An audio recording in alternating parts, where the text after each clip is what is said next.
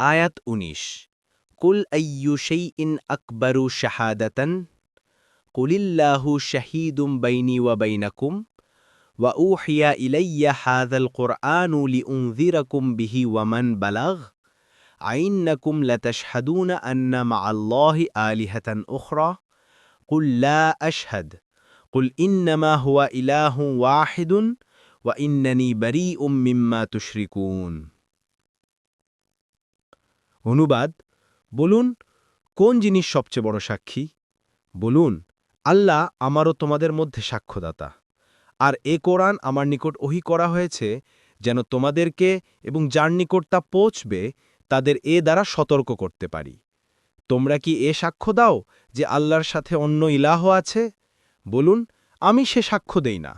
বলুন, তিনি তো একমাত্র প্রকৃত ইলাহ, এবং তোমরা যা শরিক করো তা থেকে আমি অবশ্যই বিমুক্ত। তাফসীর: ১ নম্বর ফুটনোটের বিবরণ, অর্থাৎ কোন জিনিসের সাক্ষ্য-সাক্ষী হিসেবে বড় বলে বিবেচিত।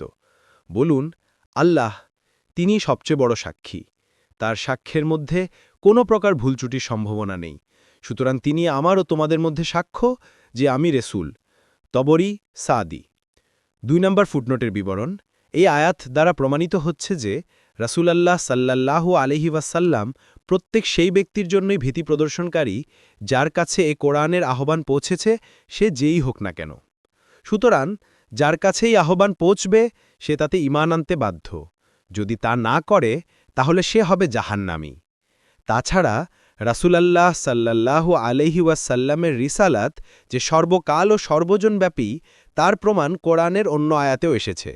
বলুন, হে মানুষ, আমি তোমাদের সবার জন্য আল্লাহর রাসূল। সূরা আল আরাফ ১৫৮ নম্বর আয়াত।